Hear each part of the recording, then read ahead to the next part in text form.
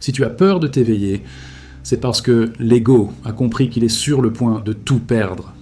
Le véritable éveil n'apporte pas la paix. Il détruit la fausse identité que tu as appelée « moi » toute ta vie. Tu n'as pas peur de l'éveil spirituel. C'est le premier mensonge qui doit tomber maintenant. Ce que tu ressens n'est pas la peur de la lumière, c'est la panique de la perte. La panique de perdre la fausse identité que tu appelles « moi ».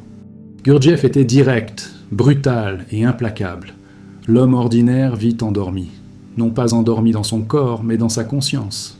Il marche, parle, travaille, aime, souffre, tout cela en état de sommeil. Et ce sommeil est protégé bec et ongles par l'ego. Cette machine automatique qui réagit, s'offense, se justifie et s'illusionne. La peur qui surgit lorsque quelqu'un commence à s'éveiller n'est pas spirituelle, elle est mécanique. C'est la personnalité qui sent qu'elle va perdre le contrôle. C'est la machine qui perçoit que l'observateur est en train de s'éveiller. L'éveil réel, dans le 4e chemin, n'a jamais été un confort, ni une paix instantanée, ni une lumière colorée.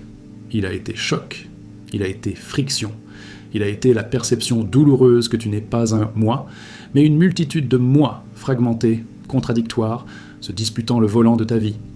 Un « moi » veut évoluer, un autre veut le plaisir, un autre l'approbation, un autre la sécurité.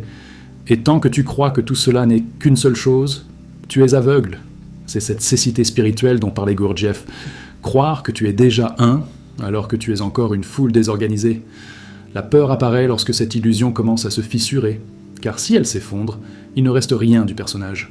L'ego craint l'éveil, parce que l'éveil est une mort psychologique. Non la mort du corps, mais la mort de la fausse identité. La personnalité, construite par imitation, conditionnement, éducation, culture et traumatisme, ne veut pas être vue comme fausse. Elle préfère une spiritualité confortable, où tout confirme ce que tu penses déjà être. Mais l'enseignement de Gurdjieff est une incision chirurgicale. Tu n'as pas d'essence développée. L'essence est réelle, mais elle est faible. Ce qui gouverne, c'est la personnalité mécanique. Et la peur surgit exactement lorsque tu commences à sentir cette vérité, non comme une idée, mais comme une expérience intérieure. L'homme-machine vit en réaction. La réaction n'est pas un choix. La réaction est le sommeil. Tant que tu réagis, tu n'es pas libre. Et l'ego déteste entendre cela, parce que si tu n'es pas libre, alors tout ce que tu appelles décision, opinion et caractère peut n'être qu'un simple réflexe conditionné. La peur de l'éveil est la peur de découvrir que tu n'as jamais été aux commandes, que ta vie a été vécue par des impulsions automatiques, des habitudes émotionnelles et des pensées qui surgissent simplement. Le voile de l'illusion commence à tomber, et la machine entre en mode défense. Gurdjieff n'a jamais promis le salut. Il a parlé de travail. Travail contre le sommeil. Travail contre l'identification. L'identification, c'est lorsque tu te confonds avec une pensée, une émotion ou un rôle. Je suis en colère devient je suis la colère. Je ressens la peur devient je suis la peur. C'est le mécanisme qui maintient l'homme endormi. L'éveil réel commence lorsqu'apparaît une distance intérieure. Quelque chose en toi observe. Ce quelque chose ne réagit pas. Ce quelque chose voit. Et c'est précisément là que la peur augmente, car la machine perçoit qu'elle est observée. Le grand saut évolutif n'a pas lieu lorsque tu te sens mieux. Il a lieu lorsque tu te vois pire que tu ne l'imaginais et que tu ne fuis pas. Lorsque tu perçois ta multiplicité intérieure, ton incohérence, ta mécanicité, et que tu demeures pourtant présent. L'ego veut l'anesthésie. L'essence veut la lucidité. Le choc conscient, concept central du 4e chemin, est cela. Utiliser l'inconfort comme levier pour s'éveiller, au lieu de le fuir par la distraction, la croyance ou la fantaisie spirituelle. L'éveil ne te détruit pas. Il détruit ce que tu n'as jamais été. Mais la machine ne le sait pas. Elle confond la survie psychologique avec la vérité. C'est pourquoi elle crée la peur, le doute, la résistance, la confusion. Elle murmure « N'y va pas si profond. C'est dangereux. Tu en sais déjà assez. » Tout cela, c'est le sommeil qui parle. Tout cela, c'est l'ego qui tente de garder le contrôle du récit intérieur. Et si tu crois cette voie, tu retournes à l'état mécanique, en croyant avoir choisi. L'essence, en revanche, ne crie pas. Elle ne promet rien. Elle ne séduit pas. Elle reconnaît simplement. Elle reconnaît quand quelque chose est faux. Elle reconnaît quand tu dors. Elle reconnaît quand un instant de présence apparaît. La peur de l'éveil diminue, non pas lorsque tu luttes contre elle, mais lorsque tu l'observes sans t'y identifier. C'est le début de la liberté réelle que Gurdjieff indiquait. Non une liberté extérieure, mais la liberté face à la tyrannie intérieure de la machine. Et si cette peur que tu ressens maintenant n'était pas un obstacle, mais un signe? Et si elle surgissait précisément parce que quelque chose en toi a commencé à s'éveiller, ne serait-ce que quelques secondes?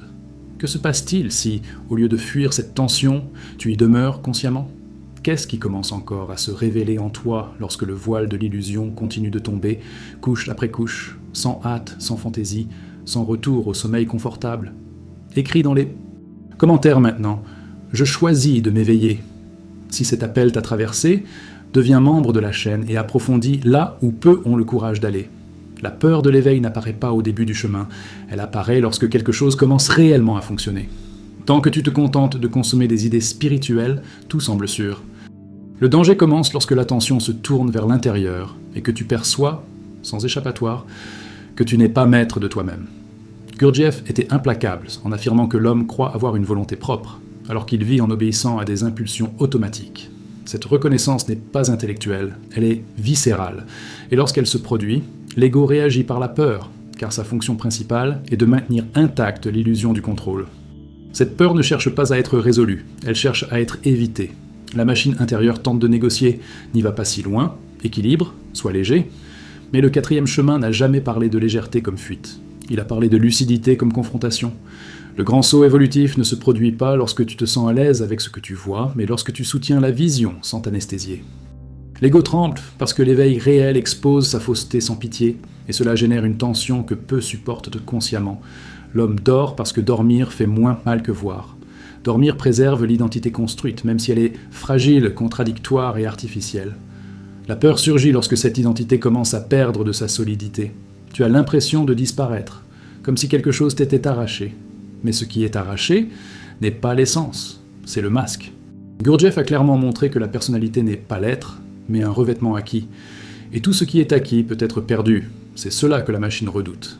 L'ego confond l'éveil avec l'anéantissement parce qu'il n'a lui-même aucune substance réelle. Il n'existe que tant qu'il n'est pas observé. Au moment où l'attention consciente apparaît, l'ego se fragmente, entre en conflit, crée du bruit. Les pensées s'accélèrent, les émotions oscillent, le corps se tend.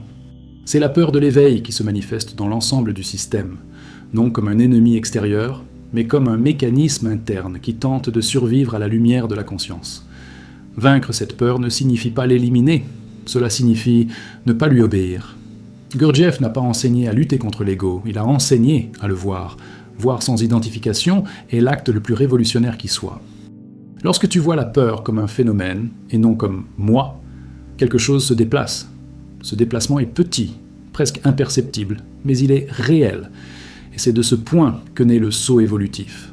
Non comme une explosion mystique, mais comme une réorganisation intérieure silencieuse.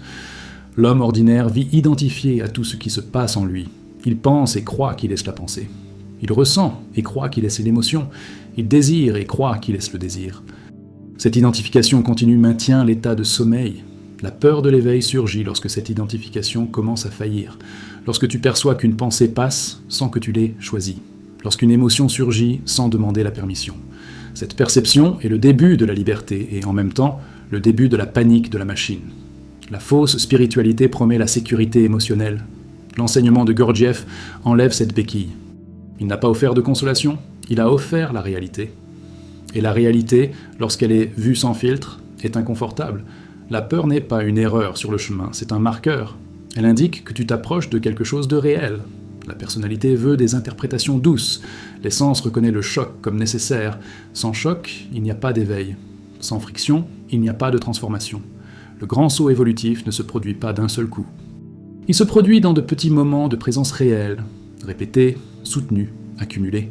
Chaque fois que tu ne réagis pas automatiquement, quelque chose s'organise. Chaque fois que tu observes la peur s'enfuir, quelque chose mûrit.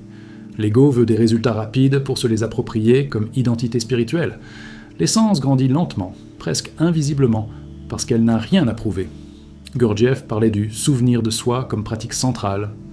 Ce souvenir de soi n'est pas penser à soi, c'est être présent pendant que la machine fonctionne, c'est percevoir le corps, l'émotion et la pensée en même temps, sans se perdre dans aucun d'eux. La peur de l'éveil surgit parce que cet état menace l'hégémonie de la réaction automatique. Lorsque tu te souviens de toi, la machine perd du pouvoir. Et tout ce qui perd du pouvoir réagit avant de céder. L'ego tente de transformer l'éveil en un nouveau projet personnel. Il veut être quelqu'un qui s'est éveillé. C'est l'une des illusions les plus dangereuses, car l'ego peut s'approprier jusqu'à l'idée même de la mort de l'ego. Gurdjieff l'a signalé de manière indirecte en montrant que la personnalité est rusée, imitative, séduisante. La peur apparaît lorsque cette stratégie échoue, lorsqu'il n'y a plus d'image à soutenir. Alors il ne reste que le vide, et le vide effraie celui qui n'a jamais touché l'essence. L'essence n'a pas peur du vide. Elle reconnaît le vide comme un espace d'être, mais l'essence est fragile chez l'homme endormi. C'est pourquoi le travail est difficile, c'est pourquoi le 4e chemin exige un effort conscient et une souffrance volontaire. La souffrance volontaire n'est pas du masochisme, c'est demeurer conscient là où auparavant tu fuyais. C'est ne pas s'identifier au drame intérieur, c'est soutenir la tension sans la décharger mécaniquement. La peur de l'éveil est nourrie par la hâte. La machine veut des garanties, elle veut savoir où tout cela va mener. L'enseignement de Gurdjieff coupe cela à la racine. Il n'y a pas de garantie pour celui qui veut s'éveiller. Il n'y a que le travail quotidien contre le sommeil, le travail contre le mensonge confortable, le travail contre la fausse unité du « moi ». Ce travail n'est pas romantique, il est sec, direct, parfois solitaire, et c'est précisément pour cela qu'il est réel. L'homme préfère croire qu'il est éveillé plutôt que de découvrir qu'il dort. Cette préférence maintient l'humanité dans un état mécanique collectif. L'éveil véritable est rare parce qu'il exige un renoncement intérieur, non un renoncement extérieur, mais le renoncement à l'illusion d'être quelqu'un de défini, de fixe, de solide. La peur surgit lorsque tu perçois que tout ce que tu appelles « moi » change sans cesse. Cette reconnaissance ébranle le sol psychologique de la personnalité. Gurdjieff n'a pas promis l'illumination. Il a parlé de conscience objective, un état dans lequel l'homme se voit lui-même et voit la réalité sans distorsion émotionnelle et sans identification. La peur de l'éveil est la peur de perdre la distorsion. Car la distorsion protège l'ego de l'impact de la vérité. Lorsqu'elle commence à tomber, la machine entre en crise. Des pensées contradictoires surgissent, d'anciennes croyances s'effondrent, le sentiment d'identité vacille. Ce n'est pas une régression, c'est le travail en train de se faire. Le saut évolutif n'est pas un événement mystique isolé. C'est un changement d'axe. Avant, tout tourne autour de la réaction. Ensuite, quelque chose commence à tourner autour de la présence. Ce changement est subtil, mais profond. Et la peur tente d'empêcher cette transition en créant des récits. C'est dangereux. Ce n'est pas pour toi. Tu vas devenir fou. Toutes ces voies sont des mécanismes d'autoconservation de la machine, et non des avertissements de l'essence. L'ego vit de continuité mécanique. Il veut que demain soit égal à hier, avec de légères variations. L'éveil interrompt cette continuité. Il crée une discontinuité consciente. Et toute discontinuité génère de la peur. L'homme endormi appelle cela une crise. Le 4e chemin appelle cela une opportunité de travail.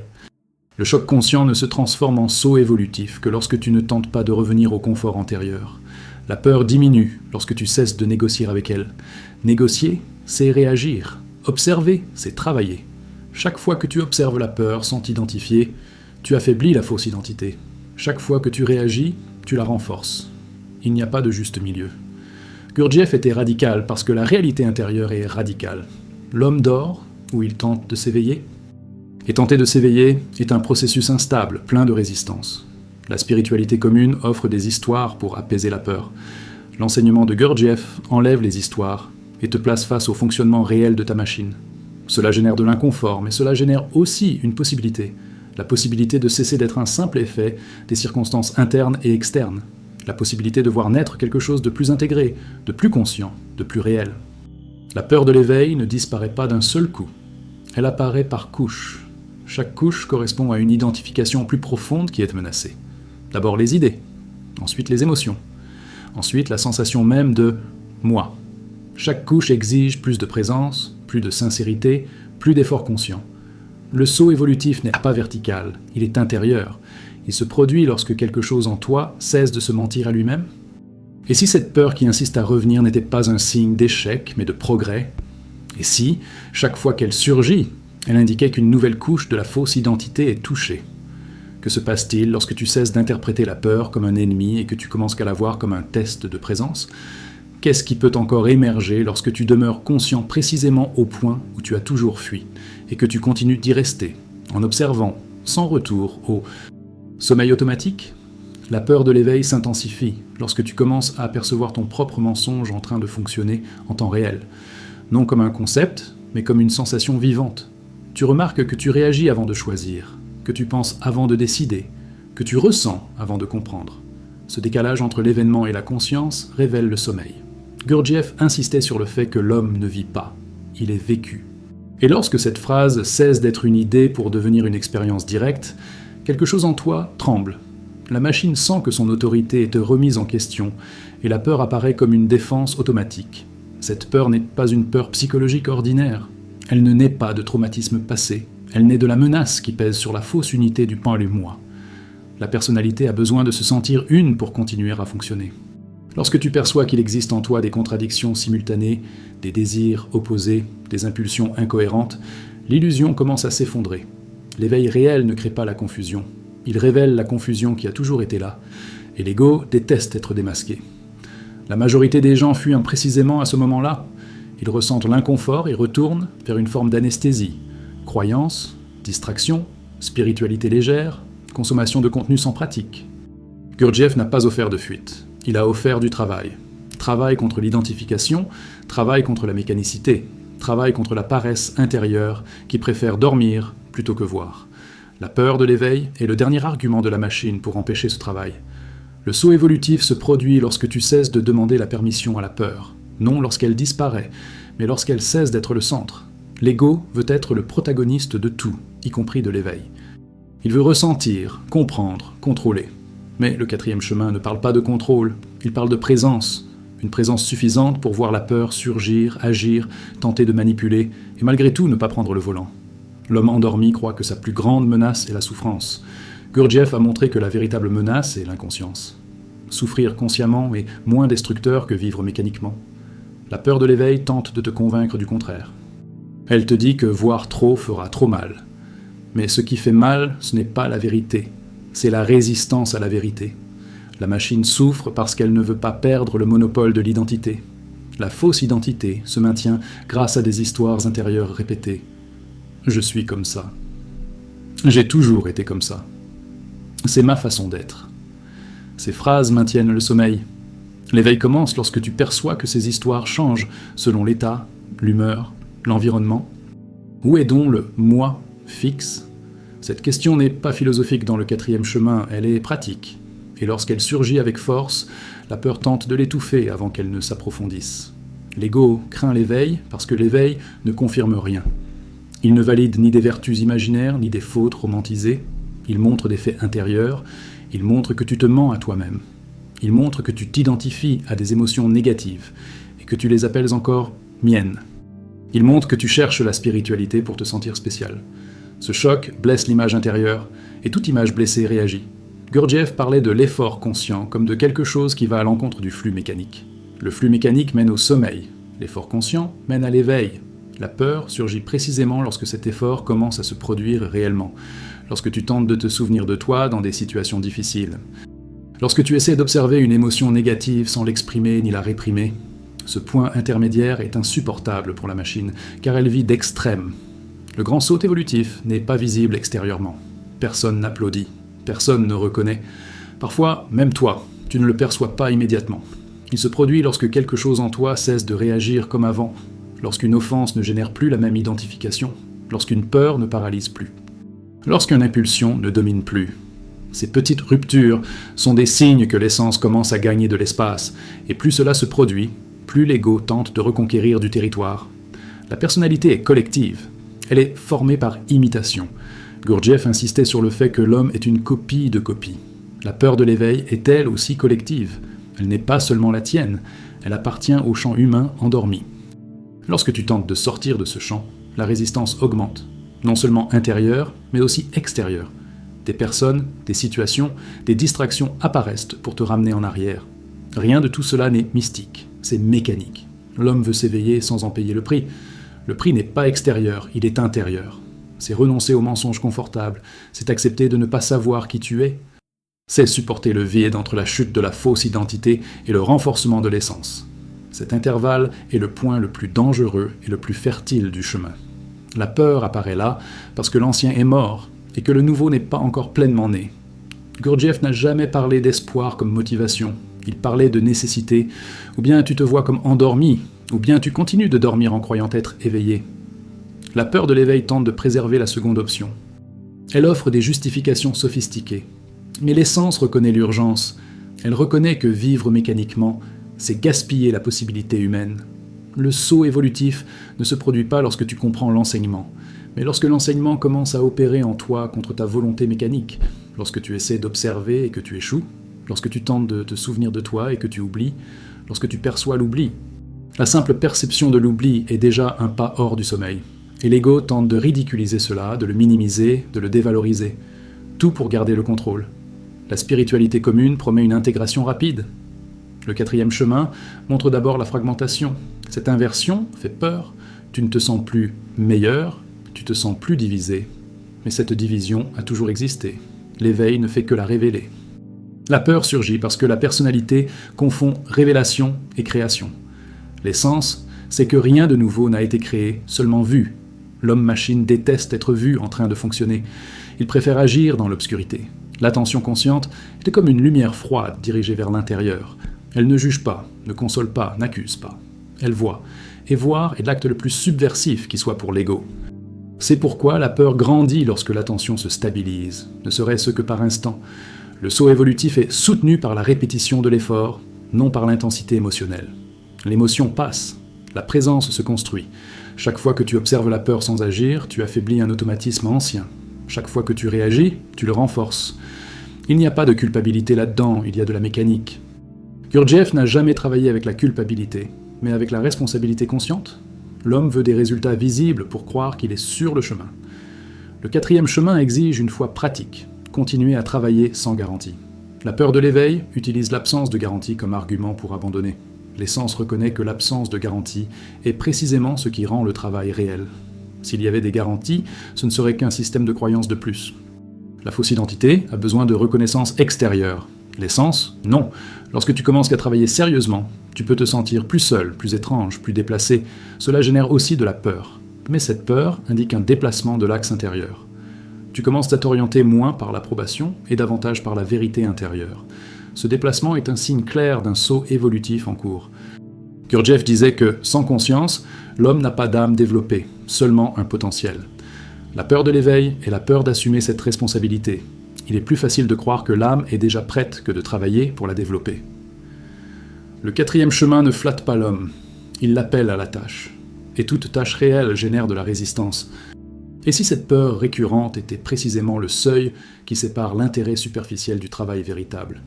Et si, chaque fois qu'elle surgit, elle demandait silencieusement si tu vas retourner au sommeil, ou rester conscient quelques secondes de plus ? Que se passe-t-il si tu ne réponds pas par des mots, mais par la présence ? Qu'est-ce qui commence à se réorganiser lorsque tu soutiens ce choix, encore et encore, sans chercher le confort, sans chercher une fin, simplement en continuant à voir ?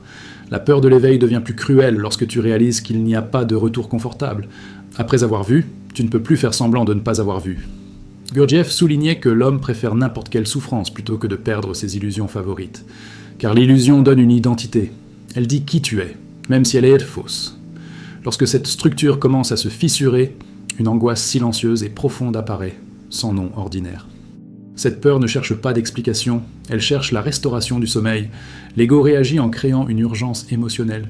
Il dramatise, exagère, fabrique des catastrophes intérieures. Tout cela pour t'arracher à l'état d'observation. Car tant que tu observes, il perd de sa force. L'éveil réel n'est pas un événement mystique, c'est un déplacement du centre. Avant, tout se produisait sans témoin. Maintenant, quelque chose voit. Et ce voir est intolérable pour la machine, parce qu'elle ne fonctionne que dans l'obscurité. L'homme dort parce que le sommeil garantit la continuité. S'éveiller brise cette continuité. La peur surgit parce que tu sens que quelque chose d'essentiel est interrompu. Les anciens schémas ne tiennent plus, les vieilles certitudes perdent leur saveur, les désirs ne convainquent plus comme avant. La machine interprète cela comme une menace d'effondrement. Mais ce qui s'effondre, ce n'est pas toi. C'est la fausse structure qui se faisait passer pour toi. Gurdjieff n'a pas enseigné à détruire l'ego, il a enseigné à ne pas s'y identifier. Cette différence est cruciale. Celui qui tente de détruire l'ego est encore identifié. La peur de l'éveil surgit lorsque tu commences à le comprendre. Lorsque tu vois que même l'idée de dépasser l'ego peut être un autre stratagème de la personnalité pour se sentir spécial. Cette perception est un coup direct porté au cœur de la fausse spiritualité. Le saut évolutif ne se produit pas lorsque tu te sens élevé, mais lorsque tu te sens exposé à ta propre mécanicité, à la répétition automatique, aux émotions négatives récurrentes. L'homme endormi croit que s'éveiller consiste à accumuler des vertus. Le 4e chemin montre que l'éveil commence par la reconnaissance de défauts réels, non imaginaires.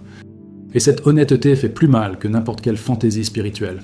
La peur tente de transformer ce processus en quelque chose de personnel. Cela m'arrive à moi, c'est trop pour moi.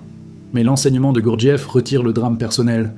Il ne s'agit pas de toi en tant qu'individu, mais de la condition humaine endormie. Lorsque tu vois cela, la peur change de forme. Elle perd une partie de sa charge émotionnelle parce qu'elle cesse d'être un problème personnel et devient un phénomène observé. La personnalité veut des réponses définitives. L'éveil offre des questions vivantes, des questions qui ne se résolvent pas par des mots. Qui suis-je lorsque je ne réagis pas ? Que reste-t-il lorsque je ne suis pas l'impulsion automatique ?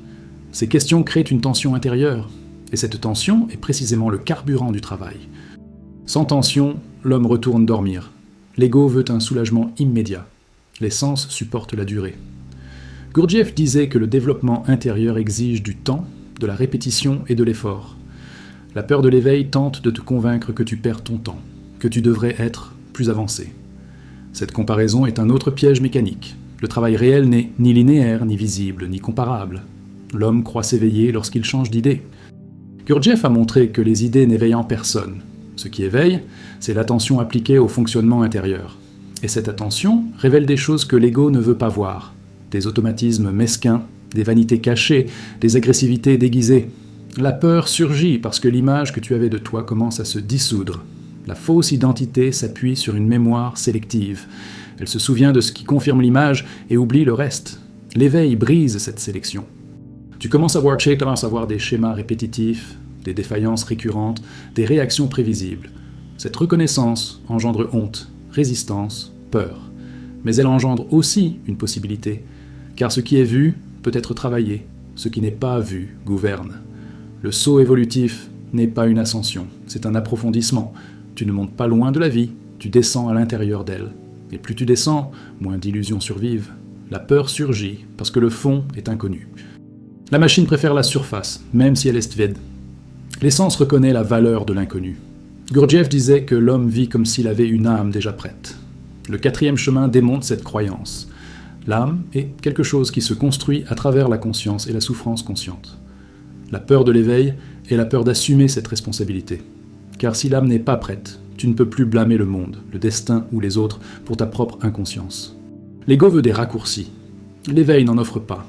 Il exige une présence répétée au même point où tu as toujours dormi. Relations, conflits, frustrations, désirs non satisfaits. La peur apparaît parce que ces points sont inconfortables, mais ce sont précisément eux qui fournissent la matière brute du travail intérieur. La machine intérieure déteste le silence conscient. Dans le silence, elle n'a aucune distraction derrière laquelle se cacher. Les pensées commencent à se révéler comme des mouvements automatiques. Les émotions surgissent, sans histoire. La peur de l'éveil s'intensifie dans le silence, parce qu'il n'y a pas d'échappatoire. Et le silence, dans le 4e chemin, n'est pas l'absence de son, mais l'absence d'identification. L'homme endormi confond l'intensité émotionnelle avec la profondeur. L'éveil véritable peut être sec, simple, presque sans émotion.